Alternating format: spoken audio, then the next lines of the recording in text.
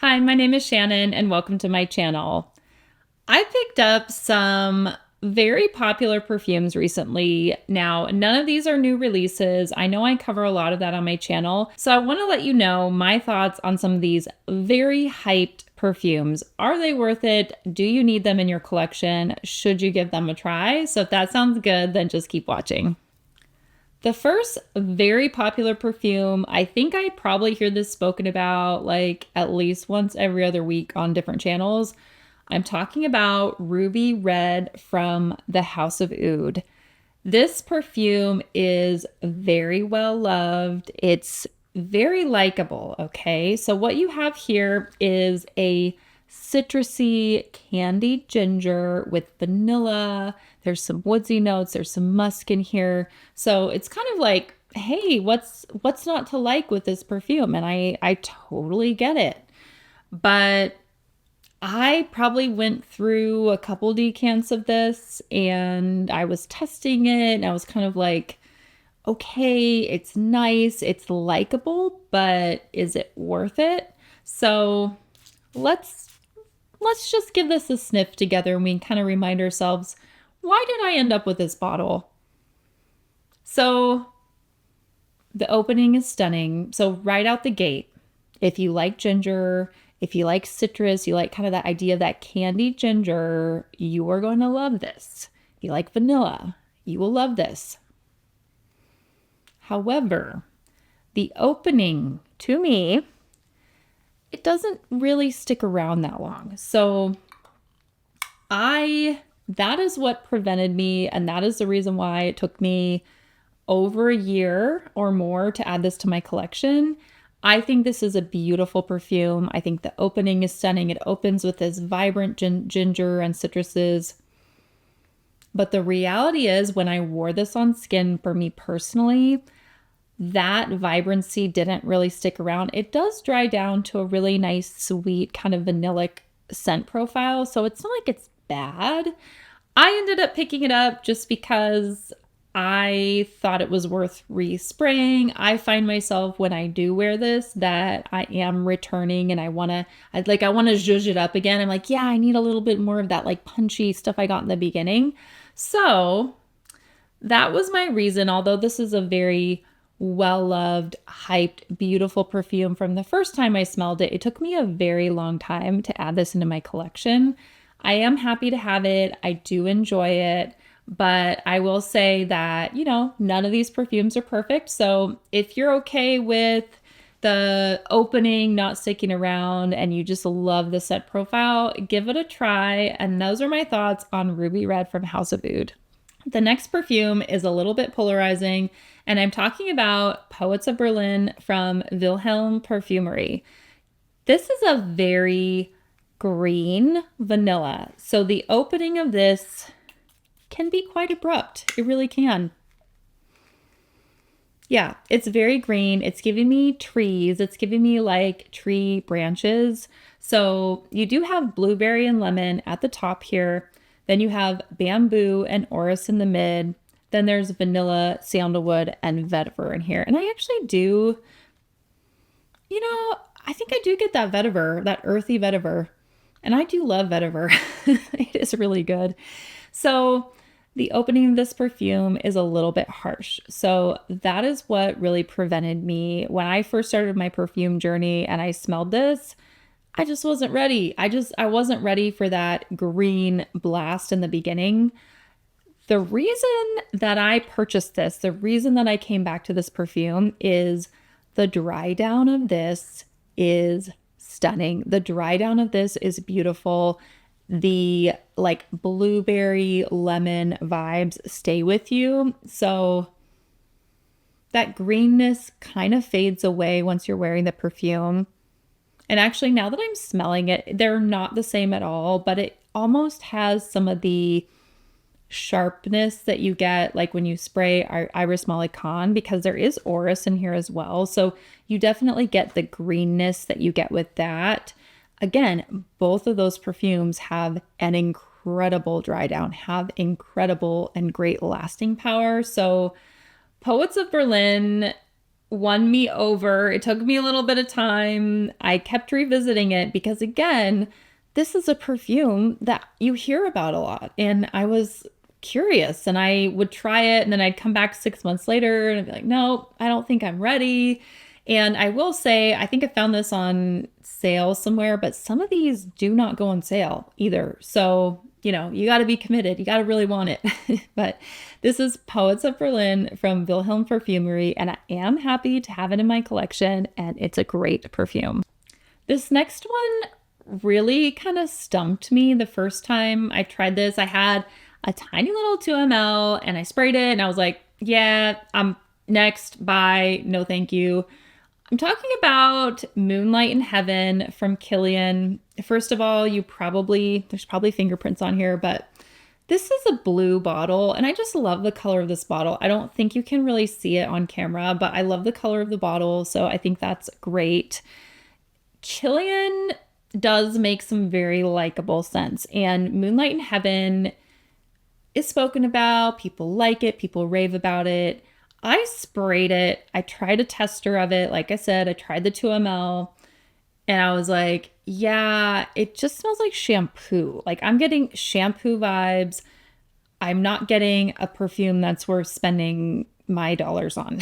So, advance next time I heard about it again, I was like, maybe I should go back to my decant or maybe I should check out Moonlight in Heaven again. Well, I did. And this time, I think I gave it a proper wear. I put it on skin. So I'm going to put on the strip because I got too much other stuff on right now. But let's give this a sniff. So I think this is an easy one to overlook. So what is really beautiful to me in this perfume, I can tell you a little bit about the notes, but what I pick out is this creamy coconut rice note. So you've got mango in here, you've got grapefruit, lemon, green notes, peach, and clove at the top. Then you've got in the mid that mango, coconut, rice. There's some orris. At the base, you've got vetiver, tonka bean, musk, and heliotrope. And that concoction of notes really truly gives me that, that Thai desserts, like coconut milk with like rice. I think it's rice and mango, and it's delicious. That's what I get. I get this like creamy kind of sticky mango dessert.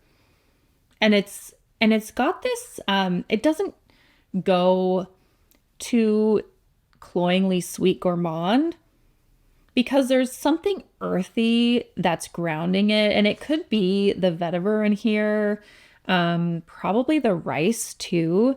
But I wore this. I actually had to restrain myself. I wore this a couple days in a row and I was like, you need to slow down because you're just going to burn through that bottle. But I find this very cozy. It still feels fresh and it's like fluffy, sweet dessert. I don't even know, but it's so good. I'm really hooked on it. I also think it's just a really easy reach. That was Moonlight in Heaven from Kilian. Let's talk about a well-loved freshie. I'm talking about Pacific Rock Moss. This is from Goldfield and Banks. This baby right here gets some serious love. And I sampled this out the gate a while back, and I think I sprayed it on skin. And I was like, yeah, I think it disappeared like half an hour later. So yes, this is not going to last you a super duper long time. But while you're wearing it and while it does last you, it's going to smell amazing. Fresh, powdery, aromatic, slightly citrusy. Let's give this baby a sniff. So good. Yeah. Gorgeous, and I actually wrote a note down here and I said, reminds me of a more natural smelling Bois Imperial. And I love Bois Imperial. I do think it has molecular notes because that one is serious beast mode status. So the performance held me back from buying Pacific Rock Moss. And I just recently added this to my collection, but I don't really care if I need to douse myself in this. It smells so freaking good. So what you have here is Italian lemon. You've got sage, moss, geranium, and some cedar. Don't let the sage, like don't let some of those or aromatic qualities scare you, because this is fresh, slightly powdery, extremely unisex. Be prepared to overspray, be prepared to reapply, but if you're okay with that and you like the scent, I think you can find this like pretty reasonably priced now too. So I'm happy I have it. I drug my feet on it, but I'm happy to have it in my collection now. And that was Pacific Rock Moss from Goldfield and Banks. This next perfume is a mint lover's dream. This is a super hyped perfume, okay? And I'm talking about Torino 21. I didn't want to buy this, partially just because I want to think that I have my own mind and I don't copy everybody. But quite frankly, if you're into freshies that are minty, like at all, this is really, really good. So what you get here is this aromatic, minty, fresh, musky kind of freshie. And I got the 50 ml, fingerprints galore, you guys. Sorry. I got the 50 ml, and I guarantee you that I would love to be done with this by end of summer, but I've been reaching for this constantly. And I know when I keep wanting to go back to a perfume that it's special. So this one is special. So let me tell you the note breakdown. We have mint, lemon, basil, and thyme. It's very aromatic. Then you have blackcurrant, rosemary, lavender, jasmine. And then at the base, you've got some musk and something I can't pronounce. So oh, it's so gorgeous. So what I love about this perfume is that the mint lasts throughout the wearing. It becomes kind of this musky, refreshing scent. And I just want to bathe myself in this. I'm so happy to have this. Like I said, this is going down fast. It's going down real fast. This is going in my closet bedroom so I can like get to it really quickly. So Torino 21, I know it's hyped, but don't sleep on this one, okay? Just if you like mint, if you don't, just like ignore this section. But if you like mint, just don't sleep on it. I did, and now I'm like, why did I do that? So that was Torino 21 from Xerjoff. This perfume was overlooked because it was compared to Glossier U, and I kind of wrote it off immediately because Glossier U just doesn't perform for me. I feel like it doesn't smell like anything. I'm talking about Sonic Flower. Now, Sonic Flower is Glossier U, but it's enlightened. It lasts. It's got character. If you like musky, kind of orris-centered perfumes, you have to try this because this is one of my favorites. I would say Elake. It's in the family of that Elake, musky kind of vibe.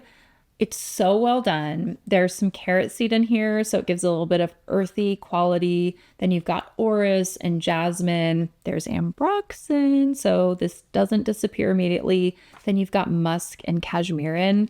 So you know what? I'm burning through this as well. This is pretty new to my collection, and I'm worried.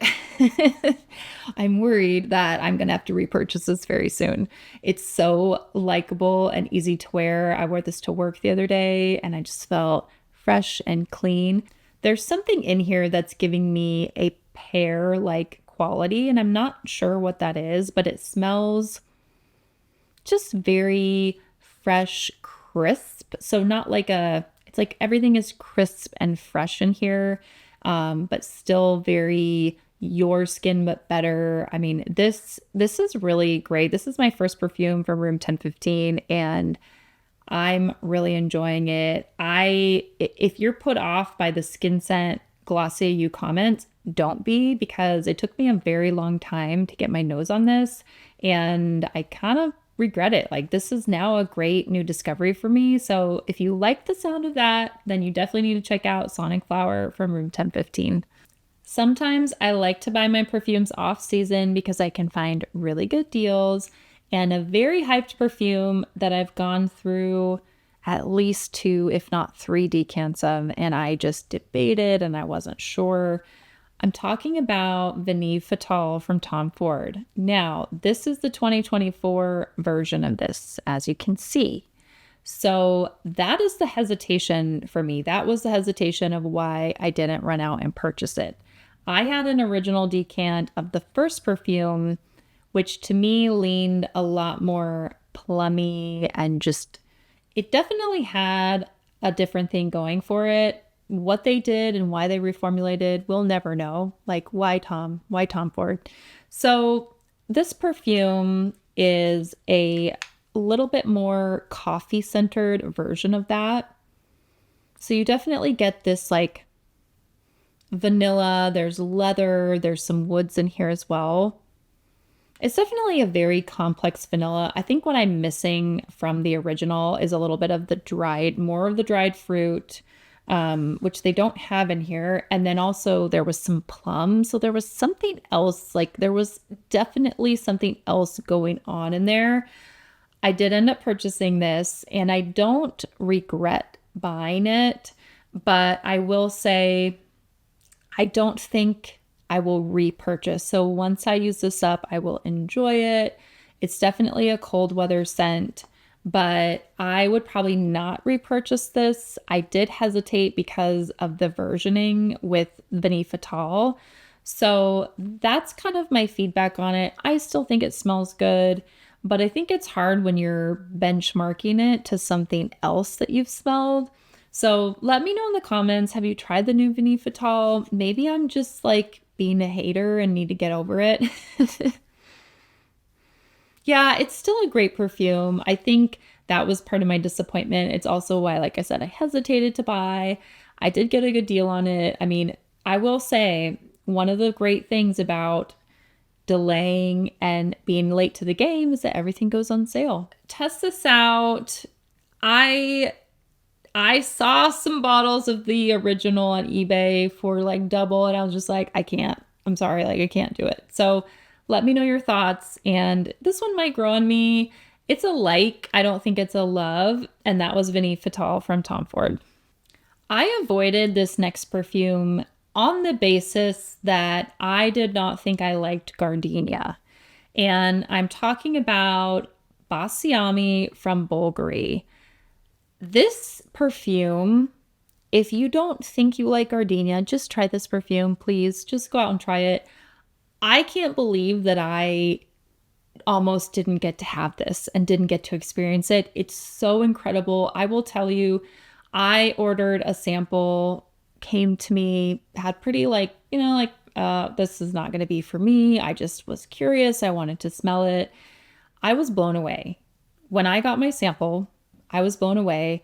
This is a very well-loved, popular perfume, and it is for a reason. This is a gorgeous, creamy, kind of lactonic gardenia. It's very like, it's a sophisticated, refined woman. She's at a resort. She's wearing like head to toe white, impeccable. Maybe has like a flower. There's like a gardenia behind her ear.